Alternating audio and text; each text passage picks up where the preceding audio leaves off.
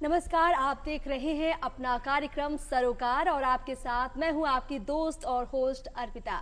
तो दर्शकों, देश की विकास यात्रा में आत्मनिर्भर भारत बनने की दिशा में बजट आगे बढ़ चुका है।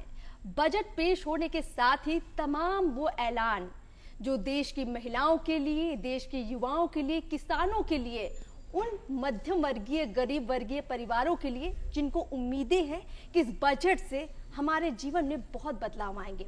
तो आखिर ये बजट किस तरह से हमारी जिंदगियों को बेहतर बनाएगा, ये बदलाव कैसे हमारे आने वाली दिशा और दशा को तय करेंगे और देश को आगे बढ़ाने में हम सबका योगदान भी लेंगे, चर्चा करेंगे आज के सरोकार में। और इस चर्चा में कई ऐसे महत्वपूर्ण बिंदुओं पर भी हम बात करेंगे जिससे आप ये समझ पाएंगे कि आप कहाँ इन्वेस्ट कर सकते हैं, आपके अपने एरिया में आपको क्या बेनिफिट हो सकते हैं। तो जरा गौर फरमाइएगा, पूरे कार्यक्रम में ध्यान बरकरार रखिएगा। स्टूडियो में हमारे साथ जो खास मेहमान मौजूद है उनका सबसे पहले आपसे परिचय करवा देते हैं। सबसे पहले हम स्वागत करते हैं हमारे जो खास मेहमान है राजेश कुमार खेतान जी का। बहुत बहुत आपका स्वागत है। आप वरिष्ठ चार्टेड अकाउंटेंट हैं। हमारे साथ रामलाल खेतान जी आप मौजूद हैं। आप बिहार इंडस्ट्रीज एसोसिएशन के अध्यक्ष। बहुत बहुत आपका भी स्वागत है। हमारे साथ एक और खास मेहमान है डॉक्टर साधना कुमारी झा जी। बहुत बहुत आपका भी स्वागत है। आप महिला उद्यमी हैं। और हमारे साथ हैं अभिषेक कुमार जी जो कि बिहार उद्योग संघ के अध्यक्ष हैं। आपका भी बहुत बहुत स्वागत है। तो हमारा जो पैनल है बड़ा महत्वपूर्ण पैनल है और सभी महत्वपूर्ण बिंदुओं पर ये पैनल चर्चा करेगा। शुरुआत सर मैं आपसे करना चाहूंगी। राजेश जी चार्टेड अकाउंटेंट है, तो ये जो नंबरों का खेल है आप बेहतर समझते हैं। तो हमारे देश के लिए ये जो नंबर वाला बजट आया है, अच्छी खासी इसकी संख्या है, क्या कहेंगे इस बजट को लेकर? आप क्या राय है आपकी? देखिए, यह बजट काफ़ी फाइनेंशियल प्रूडेंस के हिसाब से अगर देखा जाए तो यह बजट काफ़ी ही सुलझा हुआ बजट है।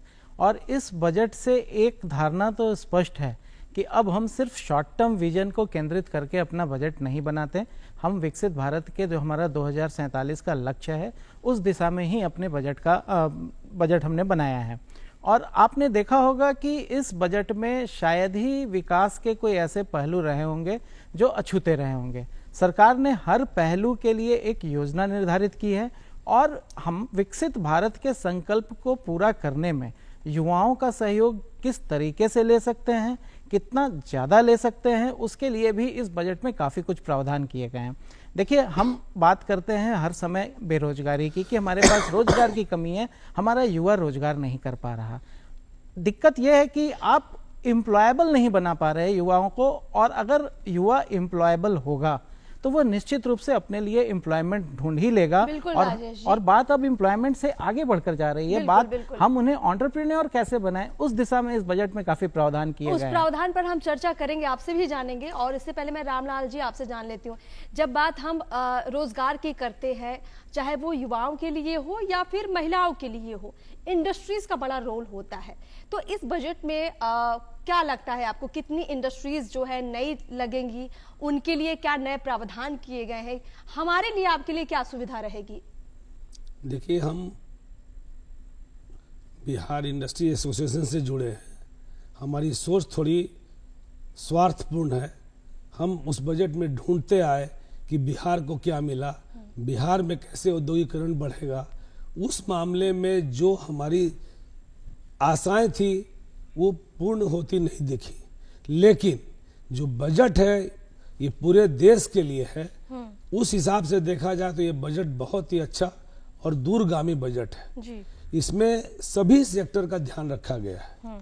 इसमें युवाओं के लिए, किसानों के लिए, महिलाओं के लिए काफी अच्छा स्थान है। इसमें नई नई घोषणाएं की गई कि हर जिले में महिलाओं के लिए छात्रावास बनेंगे, बिहार को स्पेशल बुलेट ट्रेन मिलेगी, बनारस से पटना का जल मार्ग चालू होगा। तो ये सब जितना भी काम होगा इसमें बिहार की जो 14 करोड़ जनता है उसको कहीं न कहीं लाभ जरूर मिलेगा। और ये इतना अच्छा बजट है।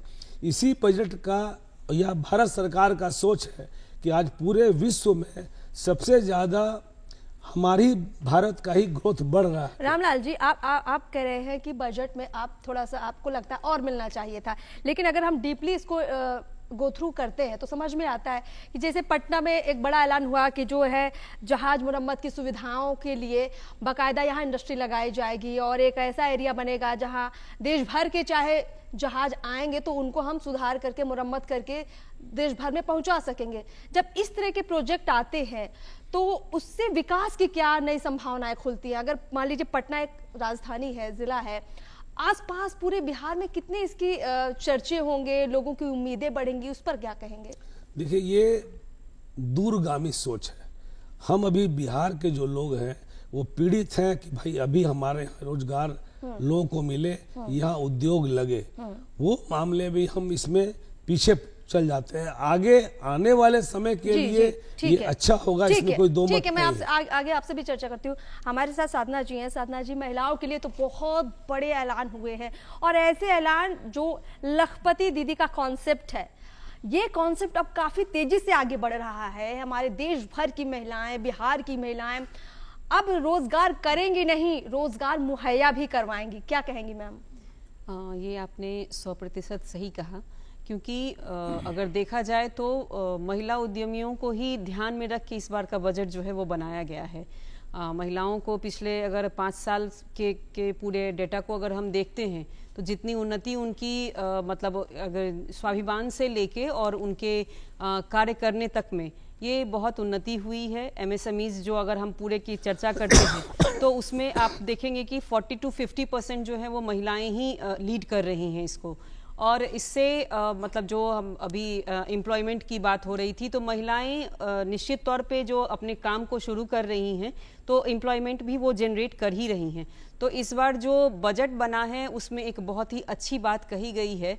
जैसे सेल्फ हेल्प ग्रुप की बात हुई थी जो कि जीविका दीदी के रूप में बन के आई थी, इस बार सेल्फ हेल्प एंटरप्रेन्योर्स जो है उसको ये किया जाएगा, क्योंकि मार्केट जो है वो सबसे बड़ा चैलेंज है किसी भी एंटरप्राइज के लिए।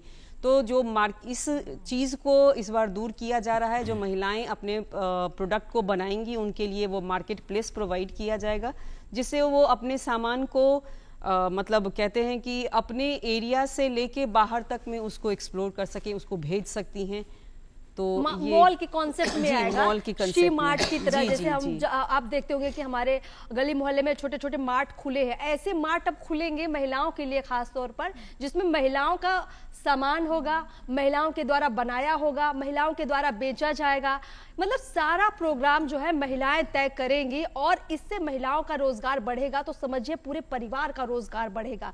अभिषेक जी, मैं आपसे जानना चाहूंगी, महिलाओं के लिए तो अभी आगे भी हम चर्चा करेंगे। ओवरऑल अगर हम देखें बहुत सारे ऐसे बजट में प्रावधान किए गए हैं। अगर हम स्टार्टअप की बात करते हैं तो उसको लेकर क्या सरकार ने प्रोत्साहन दिया है? स्टार्टअप के जरिए हम कैसे नई ऊंचाइयां पा सकते हैं, अपने सपने युवा कैसे पूरे कर सकते हैं? देखिए, पहले के बजट्स में स्टार्टअप को सीड फंड देने का प्रावधान और बहुत सारे स्कीम्स आई, अलग अलग इंक्यूबेशन सेंटर्स देश में अलग अलग स्टेट में शुरू हुए और उसके थ्रू स्टार्टअप्स के आइडियाज़ को एक सीड फंड जो शुरुआती फंड है बिजनेस शुरू करने का वो दिया गया। इस बजट में अब श्री जो बोलते हैं सेल्फ रिलायंट इंडिया फंड को 2000 करोड़ का जो फिर से स्केल करने के लिए, स्टार्टअप्स को दूसरे लेवल पे ले जाने के लिए, उनको स्केल अप करने के लिए एक फंड दिया गया। तो वो स्टार्टअप्स के लिए एक बहुत बढ़िया वो है। और फिर करीब 10,000 करोड़ का जो एमएसएमई में जो उनके एनहांसमेंट के लिए एक उनको क्रेडिट सपोर्ट देने के लिए वो भी एक प्रावधान किया गया। तो अल्टीमेटली ये देखा जाए कि बजट के थ्रू स्टार्टअप्स को हो या एंटरप्रेन्योर्स को, एसएमईज को हो, कैसे फाइनेंशियली सपोर्ट किया जाए, उनको कैपिटल एक्सेस कैसे थोड़ा इजी किया जाए। और बिहार में खास करके जहाँ पे एसएमईज ज़्यादा हैं तो वो इस जो प्रावधान से बहुत फायदा मिलेगा। बिल्कुल, इसी पर मैं आगे भी चर्चा करना चाहूंगी। राजेश जी, मैं आपसे जानना चाहूंगी, जब हम बात माइक्रो, लघु, मध्यम उद्योग की करते हैं, और क्योंकि ये जो छोटे छोटे रोजगार होते हैं ये हर उस परिवार के लिए एक तरह से कह सकते हैं संजीवनी का काम करते हैं, जहां लोगों को लगता है कि नहीं बस नौकरी ही जरूरी है। लेकिन छोटे छोटे उद्योगों को जो बजट में प्रोत्साहन दिया गया है, उसके लिए जो राशि तय की गई है, उससे आपको क्या लगता है क्या बेहतर होगा? देखिए, अभी तक हम ये सब मानते हैं कि एमएसएमई हमारे देश के लिए ग्रोथ इंजन की तरह काम करती है। तो निश्चित रूप से एमएसएमई को बढ़ावा देने के लिए सरकार ने जो इक्विटी सपोर्ट के लिए 2000 करोड़ रुपए का स्पेशल फंड अलोकेट किया है, और बाद में आपको डिफरेंट लेवल पर एमएसएमईज को सपोर्ट देने के लिए और 10,000 करोड़ का फंड, जिसके बारे में अभी अभिषेक जी ने भी बताया, ये फंड तो एक सीधा माध्यम है सपोर्ट करने का, लेकिन इससे बड़ी बातें एमएसएमई के लिए की गई हैं। देखिए, एमएसएमई हमारे देश में सबसे बड़ी समस्या जो मैं महसूस करता हूं कि वो लिक्विडिटी क्राइसिस से जूझ रहा होता है।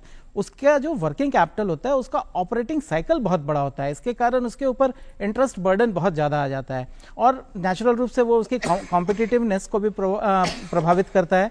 इस बजट में चैंपियन एमएसएमईज बनाने के कंसेप्ट लाए गए, यानी अब एमएसएमई के लिए एक कॉम्पिटिटिव इन्वायरमेंट बनाने का माहौल सा दिखता है।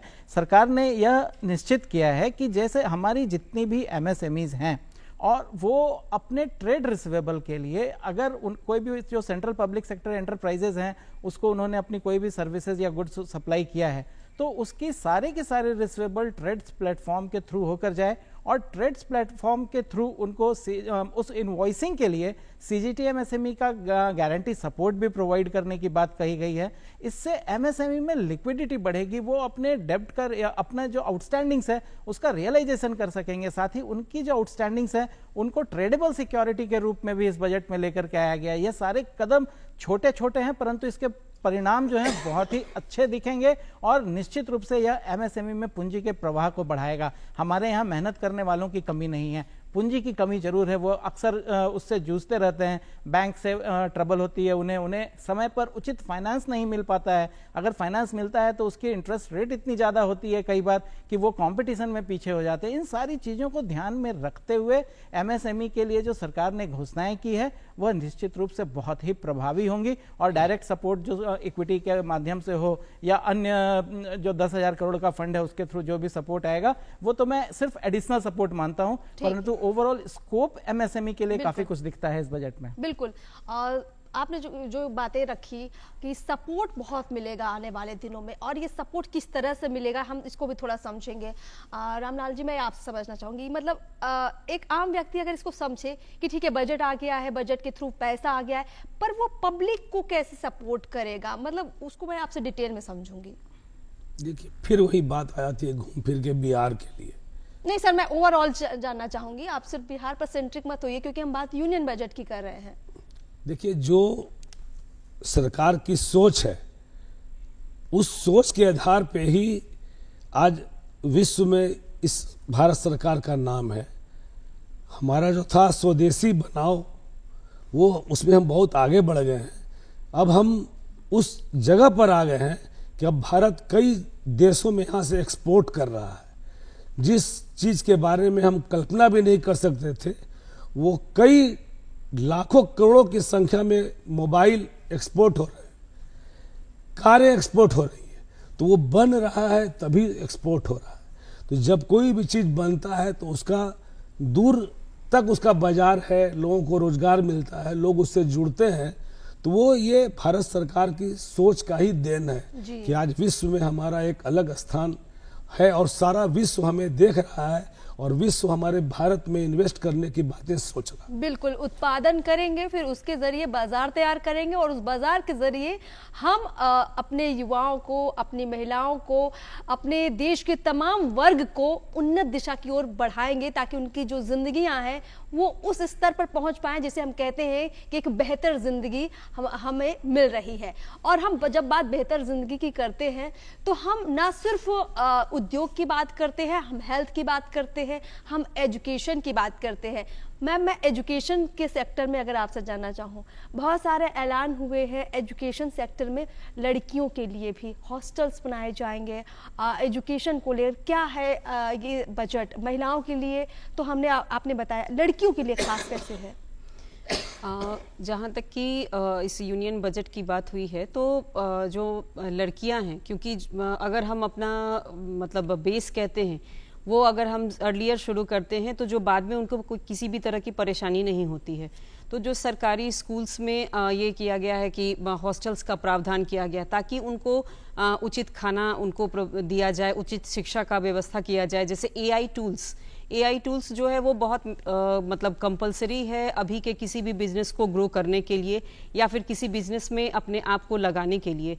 तो बच्चों यहाँ पर बच्चियों को जो है वो एआई टूल्स की जानकारी उसी के थ्रू दी जाएगी। स्टेम एजुकेशन जो है वो अभी लगभग सभी जगह वो इम्प्लीमेंट हो चुका है, तो इसे भी इम्प्लीमेंट करने की ज़रूरत है ताकि जो मतलब बच्चियाँ पढ़ रही हैं उनको उनका बेस जो है वो तैयार होकर चले और वो सिर्फ जो एक महिलाओं को माना जाता था कि वो हैंडलूम और हैंडीक्राफ्ट में ही मतलब प्रखर हैं, तो वो चीज़ नहीं करके उनको टेक्नोलॉजी वाइज उनको साउंड बनाया जाए ताकि वो ड्रोन में या फिर रोबोटिक्स में अपने आप को आगे कर सकें।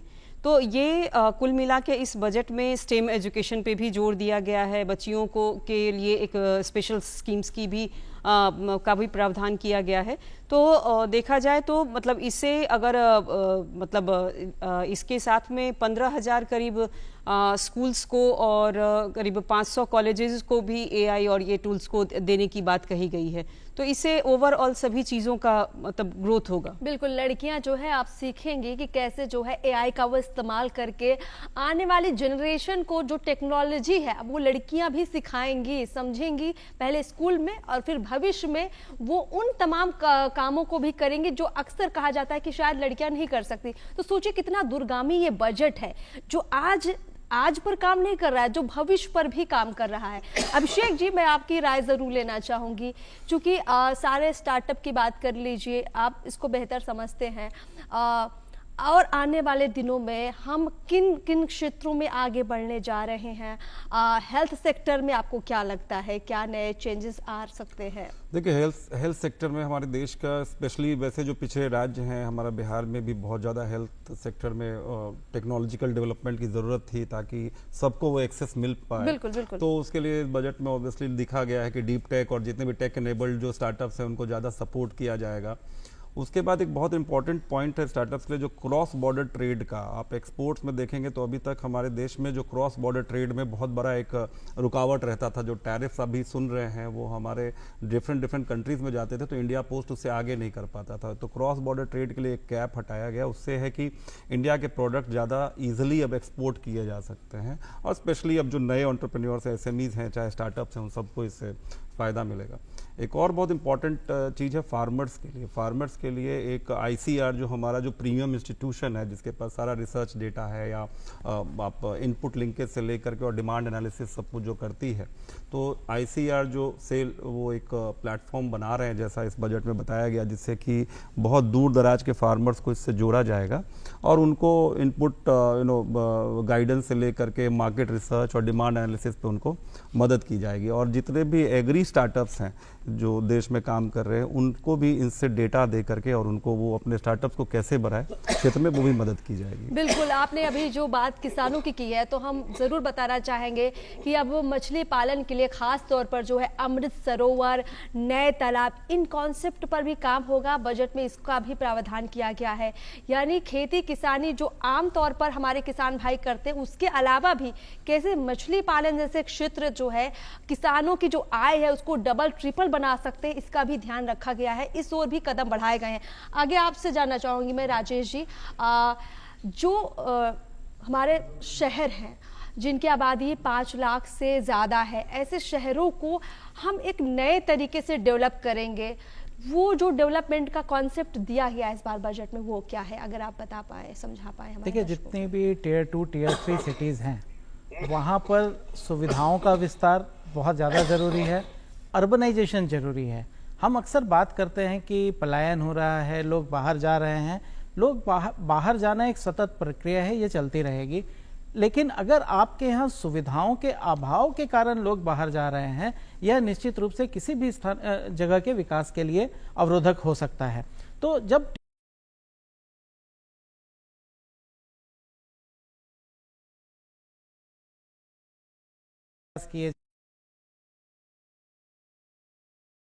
किया गया 1000 करोड़ से ऊपर के जो बॉन्ड आएंगे उसके ऊपर में सपोर्ट दिया जाएगा केंद्र सरकार द्वारा, तो निश्चित रूप से इससे जो भी एरिया इस तरह के डेवलप होने वाले हैं वहाँ पर अर्बनाइजेशन बढ़ेगा। अर्बनाइजेशन बढ़ने के साथ साथ हम बात करते हैं शिक्षा की। शिक्षा के लिए व्यापक प्रावधान है, जैसी अभी चर्चा भी हुई। हेल्थ केयर की बात हुई है कि भाई अभी तक हम सिर्फ हेल्थ केयर पे फोकस करते थे तो हमें सिर्फ एक बड़ा सा हॉस्पिटल नजर आता था, परंतु जो हमारे केयर टेकर केयर गिवर्स थे उनके लिए हम बहुत ज़्यादा बातें नहीं करते थे। आपने देखा होगा इस बजट में अलाइड हेल्थ प्रोफेशनल्स के लिए स्पेशल स्कीम का अनाउंसमेंट हुआ है और सरकार का पूरा फोकस है कि हम ऐसे अलाइड हेल्थ प्रोफेशनल्स को भी बढ़ाएं जिससे कि हम दूर दराज में भी स्वास्थ्य सुविधा मुहैया करा सकें। जिस तरह से हमारा शहरीकरण होगा और आप छोटे छोटे प्लेसेस को, जिसे हम टियर 2 और टियर 3 सिटीज़ की बात करते हैं, वहाँ पर जब आप सुविधाओं का मूलभूत सुविधाओं का विस्तार करेंगे तो निश्चित रूप से हर हाल में वहाँ एक बड़ा मार्केट डेवलप होगा और हम न सिर्फ उत्पादन और कंज्यूमर बनकर उसका उपभोग कर सकेंगे बल्कि निर्यात के लिए भी हमारे सामने बहुत सारे मार्ग प्रशस्त होंगे। तो इससे हमारे बिहार को खासकर मैं देखता हूं, अगर बिहार के परिप्रेक्ष्य में बात करूं तो हमारे पास यह पोटेंशियल बहुत ज़्यादा है और यहाँ पर हम बहुत बड़ा काम कर सकते हैं आने वाले समय में। बिल्कुल, आपने ठीक कहा कि पोटेंशियल काफ़ी ज़्यादा है हमारे देश के लोगों के अंदर, हमारे बिहार के लोगों के अंदर, और इसी पोटेंशियल को हम कैसे इन्वेस्ट कर सकते हैं अपने देश की तरक्की के लिए, ये हमें भी समझना पड़ेगा। अगर हम हेल्थ सेक्टर की थोड़े से जिक्र करें तो देखिए 3 नए आयुर्वेदिक एम्स बनाए जाएंगे। अभी तक हमें आयुर्वेद को जो है समझना थोड़ा मुश्किल लगता था, लेकिन एम्स जैसा कॉन्सेप्ट जब आयुर्वेद लेकर आएगा तो समझिए आप कि कैसे आयुर्वेद से सीधे सीधे तमाम बीमारियों का इलाज संभव हो पाएगा। और ये शुरुआती दौर है जब 3 एम्स का जिक्र किया गया है। भविष्य में आगे भी इसको लेकर बड़े ऐलान और भी हो सकते हैं। रामलाल जी, मैं आपसे ही समझना चाहूंगी, जब हम एम्स जैसे जिस भरोसेमंद संस्थान की बात करते हैं और उसमें आयुर्वेद जुड़ जाता है तो जो भारतीय संस्कृति है, भारतीय पद्धति है, उसका उपचार विचार दुनिया भर में जाएगा एम्स के जरिए। क्या लगता है? कि ये विचार बहुत अच्छा है, लेकिन जो हमारा जो देश है, जो देश के सर्वोपरि हैं, उनका भी ये काम है कि जो राज्य कमज़ोर हैं, जिनको हम बार बार कहते हैं वो पिछड़े हैं, उनको आगे लाना भी उनका ही काम है। हमारे राज्य में 14 करोड़ जनता है, उस हिसाब से जो यहाँ अस्पताल हैं, उस हिसाब से यहाँ उन लोगों को सुविधा नहीं मिल पाती है। लोगों को महीनों महीनों लाइन लगाना पड़ता है अपना इलाज कराने के लिए, तो उसकी संख्या यहाँ बढ़नी चाहिए। ठीक है, आपका बिल्कुल सुझाव बहुत अच्छा है और इसीलिए प्रयास तमाम हो रहे हैं। जब हम बात इंडस्ट्रीज की करते हैं तो ऐसा नहीं है कि इंडस्ट्रीज सिर्फ जो है आप मोबाइल फोन बनाने में या कार बनाने में लगा। इंडस्ट्रीज हेल्थ सेक्टर में भी लग सकती हैं। बाहर के कारोबारी आकर बिहार में हेल्थ सेक्टर में भी इन्वेस्टमेंट कर सकते हैं और इसको लेकर सरकार प्रोत्साहन भी दे रही है। तमाम तरह के जो जरूरी कदम उठाए जाने चाहिए वो सरकार उठा रही है और जरूरी है कि लोग इस बात को समझें कि हेल्थ सेक्टर भी एक इन्वेस्टमेंट का सेक्टर है। क्या कहेंगी मैम आप? बहुत बड़ा सेक्टर है हेल्थ सेक्टर की अगर हम बात करते हैं तो, क्योंकि इसमें मतलब स्किल डेवलपमेंट को मैं थोड़ा सा इनपुट करना चाहूँगी, क्योंकि सरकार की तरफ से बहुत सारे ऐसे प्रावधान शुरू किए गए हैं जिसमें कि स्पेशली बच्चों को और बच्चियों को और लड़कों को स्किल बेस्ड मतलब स्किल्ड बनाया जा रहा है जेरिएटिक केयर में। क्योंकि सबसे ज़्यादा डिमांड अगर देखा जाए यहाँ से बाहर भेजे जाते हैं, जर्मनी में और या फिर इंग्लैंड में या फिर आप लंदन यहाँ की अमेरिका की बात करें तो यहाँ से बहुत सारे ऐसे बच्चे हैं जो कि जेरिएटिक केयर में ट्रेंड होके बच्चे जाते हैं। तो हमें जो मतलब एक पूल कहते हैं कि वो पूल बनाने की ज़रूरत है। हेल्थ सेक्टर में बहुत बड़ा मतलब स्कोप है, चाहे वो मेडिसिन से लेके बायोमेडिसिन की हम बात करते हैं। बायो जिसका कि अभी कुछ दिन पहले इसका एजुकेशन भी इस पर शुरू हुआ है, बीटेक में इसे इनपुट भी मतलब किया गया है, शामिल किया गया है। तो मेडिकल के सेक्टर में चाहे वो मेडिसिन हो, चाहे वो इक्विपमेंट्स के का हो या फिर मतलब कि हमें जेरिएटिक की बात हो, तो हमें हर तरफ क्या या ह्यूमन रिसोर्स की बात करें या मेडिसिन की बात करें या इक्विपमेंट की बात करें, हर सेक्टर में हेल्थ में पूरा स्कोप है और यहाँ अच्छे से अच्छे काम किए जा सकते हैं। बिल्कुल, और इसके लिए तमाम संभावनाओं के द्वार खुल चुके हैं बजट के जरिए। अभिषेक जी, मैं अब बजट में आगे चर्चा स्वास्थ्य से बढ़कर करना चाहूंगी ग्रीन एनर्जी की। हम लगातार पोल्यूशन की बात करते हैं और हमने देखा है कि इस बजट में इसका जिक्र किया गया है कि हम पोल्यूशन को कम कैसे कर सके।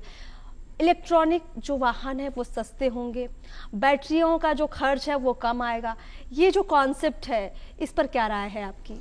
देखिए, ये तो होना ही था, क्योंकि हम लोगों का जिस तरह से कंजम्पशन पैटर्न है, जिस तरह से देश आगे बढ़ रहा है, तो ईवी व्हीकल्स के प्रोडक्शन का और उसका कॉस्ट ऑफ प्रोडक्शन कम होना ही था। डिफरेंट टेक्नोलॉजीज पे उस पर गवर्नमेंट की जो अभी सब्सिडीज आएंगी तो वो अलग उनका मैन्युफैक्चरिंग पे वो बहुत बड़ा एक बूस्ट देगा।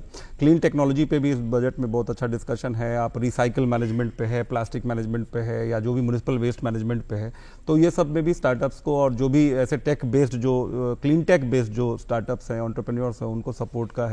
तो ये एक बहुत बड़ा बूस्ट है। क्लीन टेक एक बहुत बड़ा हम लोग के देश के लिए बहुत बड़ा एक इम्पॉर्टेंट एस्पेक्ट है, स्पेशली पॉल्यूशन को देखते हुए। तो और इस बजट में उसका बहुत अच्छा प्रावधान है। बिल्कुल, और बजट में हम आगे भी उन बातों का भी जिक्र कर लेते हैं क्योंकि समय थोड़ा बचा हुआ है। तो राजेश जी, थोड़े समय में फटाफट चाहूंगी कि जो कुछ छूट गया हो और बहुत इंपॉर्टेंट है, जरूर बताइए कि इस बजट में हमें और क्या क्या मिला है खास।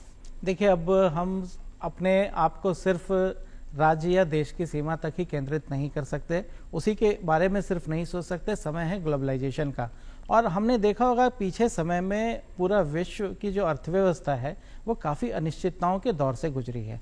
तो हम अपने आप के लिए अभी जो रिसेंटली भारत और यूरोपियन यूनियन की जो डील्स हुई है, जिसे प्रधानमंत्री जी ने मदर ऑफ ऑल डील्स भी कहा है, उस डील के अंदर हमारे लिए एक बहुत बड़ा मार्केट खुल गया है। हम बाहर के देशों में जाकर अपने माल, अपनी सेवाओं को बेच सकते हैं, परंतु हम गुणवत्ता सुधार पर शायद उतना ध्यान नहीं दे रहे हैं। उसके लिए एक विशेष पैकेज एलोकेट किया गया है कि आप कैसे, जैसे अभिषेक जी ने कहा कि हम पॉल्यूशन को कैसे कंट्रोल करेंगे, तो आपको न सिर्फ एनवायरनमेंट को प्रोटेक्ट करने के लिए अपने प्लान बनाने हैं, आपको अपने उत्पाद की गुणवत्ता का सुधार भी करना है। और पूरा विश्व अब ओपन है। देखिए कितना ऑफशूट है, आज बैठे हैं, कल ही जो हम लोग टैरिफ से परेशान थे वो 50% से घट के अब 18% आ गया है। तो आपके देश की उपस्थिति पूरा विश्व महसूस करता है, और हम उनके लिए एक बड़े व्यापारिक साझेदार के रूप में सामने हैं। जरूरत है हमें अपनी क्षमताओं के उपयोग करने की। इस बजट में वह हर कुछ है जो हम हासिल करना चाहते हैं, परंतु हाँ, आपको कुछ परोस कर नहीं दिया गया। आपको खुद से मेहनत करनी होगी, खुद से अपने उद्योग को लगाना होगा। सरकार ने कंसेप्ट दिया है, सरकार सुविधा प्रोवाइड करने के लिए आगे है। अगर आप में टैलेंट है तो आप हर कुछ हासिल कर सकते हैं और विकसित भारत का हिस्सा बन सकते हैं। बिल्कुल, बहुत अच्छी बात आपने अंतिम क्षणों में कही कि विकसित भारत का आप हिस्सा बन सकते हैं। बहुत बहुत शुक्रिया आप तमाम मेहमानों का, और मुझे बहुत अच्छा लगा कि आपने बेहद कम समय में जो पॉइंट निकाले हैं। पॉइंट्स बड़े महत्वपूर्ण हो जाते हैं क्योंकि हम मोटे तौर पर बजट को देखते हैं, लेकिन हम ये नहीं समझ पाते कि हमारे लिए क्या कुछ खास रहा। आपने समझाया हमारे दर्शकों को। बहुत बहुत शुक्रिया आपका राजेश जी, रामलाल जी, बहुत बहुत शुक्रिया साधना जी, अभिषेक जी, बहुत बहुत शुक्रिया। चलिए दर्शकों, हमारे जो तमाम मेहमान थे उनकी तमाम चर्चाओं को आपने सुना, और हम चाहते हैं कि आप जब हमें सुनते हैं तो आपके जहन में तमाम सवालात भी होंगे, तो उनको आप अपने जहन में मत रखिए, हम तक पहुंचाइए। और इसके लिए ज़रूरी है कि आप हमें लिखकर मेल के ज़रिए भेज दीजिए, और इसके लिए ज़रूरी है कि आप हमारी मेल आईडी ज़रूर नोट कर दीजिए। हमारी मेल आईडी है directorddkpatna@gmail.com। उम्मीद करते हैं कि आप ज़रूर सुझाव देंगे, और सरोकार में अगर कुछ महत्वपूर्ण बातों पर, विषयों पर आप चर्चा चाहते हैं, उसका जिक्र भी आप ज़रूर करिए। तो वक्त हो चुका है आपसे विदा लेने का, लेकिन जाने से पहले इतना जरूर कहेंगे कि आप भी एक बार थोड़ा समय निकालिए और बजट को पूरा समझिए और देखिए कि कितना बड़ा बदलाव हुआ है बजट के जरिए। हम मोटे तौर पर अगर बजट को देखेंगे तो हमें शायद बहुत कम समझ में आएगा, लेकिन अगर आप इसको डीपली, गहराई से समझने का प्रयास करेंगे तो आपको बहुत सारे सेक्टर में समझ पाएंगे कि कितने बड़े चैलेंजेस को हम फेस करते हुए आगे बढ़ रहे हैं। चलिए दर्शकों, फिलहाल आपसे विदा लेते हैं इसी उम्मीद के साथ कि आप डीडी बिहार के साथ अपना प्यार बरकरार रखेंगे। नमस्कार।